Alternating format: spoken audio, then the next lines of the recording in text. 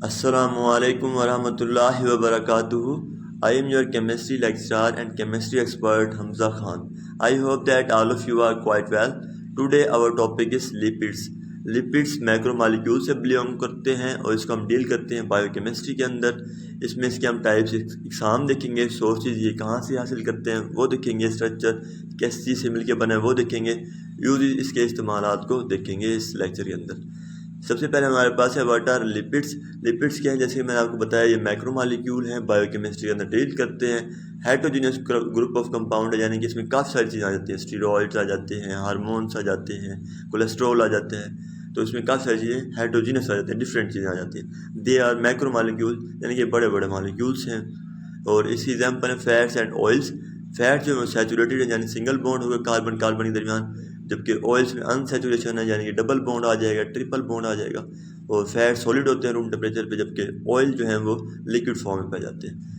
Structure of lipids है, जब हम ग्लाइसरॉल यानी कि अल्कोहल को रिएक्ट करेंगे फैटी एसिड यानी कार्बोक्सिल एसिड के साथ, तो ट्राइग्लिसराइड बन जाते हैं। जैसे फैटी एसिड 3 यूज़ करते हैं और ग्लाइसरॉल 1 यूज़ करते हैं। फैटी एसिड क्या है कि मोनोकार्बोक्सिलिक एसिड, यानी कि एक कार्बोक्सिल ग्रुप होगा तो उसको लॉन्ग चेन में हमने कन्वर्ट किया, उसको हम फैटी एसिड का नाम देते हैं। इसमें देखिए ग्लाइसरॉल लिया हमने एक और 3 फैटी एसिड लिया, वाटर रिमूव करवाया, उसके बाद एक ट्राइग्लिसराइड का मॉलिक्यूल बन गया है और 3 वाटर मॉलिक्यूल रिलीज होने के हो गए हैं। इससे हमें एक ट्राइग्लिसराइड यानी कि एक फैट मिल गया हमें।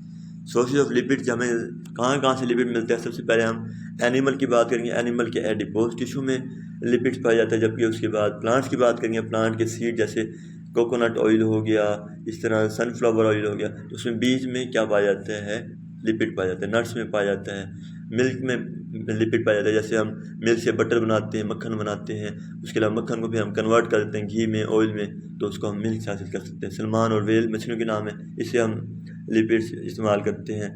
और यूजेस क्या हैं कि हम सोर्स ऑफ एनर्जी के तौर पे इस्तेमाल करते हैं।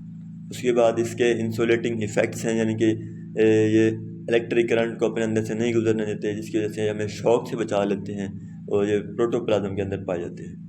टाइप्स हैं लिपिड्स की। सबसे पहले टाइप्स है ऐसी सिंपल लिपिड्स, ऐसे लिपिड्स जिसमें फैटी एसिड और ग्लाइसरॉल पाया, जैसे अभी पीछे पढ़ा है स्ट्रक्चर में, इसमें ये 2 चीज़ें हों, फैटी एसिड और ग्लाइसरॉल, उसको सिंपल लिपिड का नाम देते हैं, जैसे fats and oils. Compound lipid ऐसे लिपिड जिसमें फैटी एसिड ग्लाइसरॉल के साथ साथ कोई रेडिकल हो, यानी कि कोई और ग्रुप के साथ हो, जैसे लिपोप्रोटीन साथ है, फास्फोलिपिड फास्फेट ग्रुप साथ है। इस तरह ड्राइव लिपिड इसकी थर्ड टाइप है, जिसमें हम ड्राइव करेंगे लिपिड्स को किसी और टाइप से, जैसे विटामिन डी हो गया, उसके अलावा स्टीरॉइड्स हो गए जितने भी हम यूज़ करते हैं। स्पोनिफिकेशन क्या है कि हम किसी फैट को हाइड्रोलाइज करें, यानी उसमें वाटर ऐड करें in the presence of NaOH, यानी कि बेस वाटर और फैट को रिएक्ट करवाने के बाद हमें सोप हासिल होता है। सोप का फार्मूला यहाँ पे लिखा हुआ है 3R कोई भी ग्रुप हो सकता है, bond C double bond O bond ONA, यानी कि सोप का फार्मूला है साबुन का।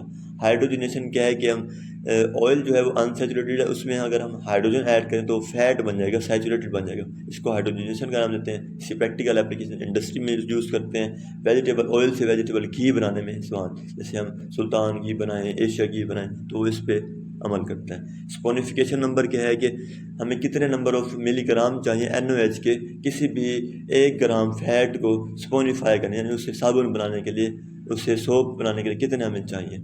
रेंसिडिटी क्या है कि लिपिड्स जब ख़राब हो जाए, यानी कि घर में अगर घी पड़ा है तो वो ख़राब हो जाए तो उससे एक ऑडर स्मेल आएगी, उसको रेंसिडिटी का नाम देते हैं। आयोडीन नंबर, ऐसा हमें आयोडीन कितना चाहिए कि 100 ग्राम ऑफ फैट को हम चेक कर सकें वो सैचुरेटेड कितना है और अनसैचुरेटेड कितना है, उसको आयोडीन नंबर कहते हैं। एसिड नंबर, कितने हमें मिलीग्राम NaOH के चाहिए किसी भी फैटी एसिड को न्यूट्रलाइज करने के लिए। फैटी एसिड है ना, एसिड को न्यूट्रलाइज करने के लिए बेस चाहिए, और कितनी चाहिए उसको एसिड नंबर का नाम देते हैं। यहाँ तक हमारा टॉपिक क्लोज होता है। होप दैट कि आपको समझ आ गई होगी। अगर आपको कोई क्वेश्चन है तो आप इस नंबर पे अब तक कर सकते हैं। So thank you so much.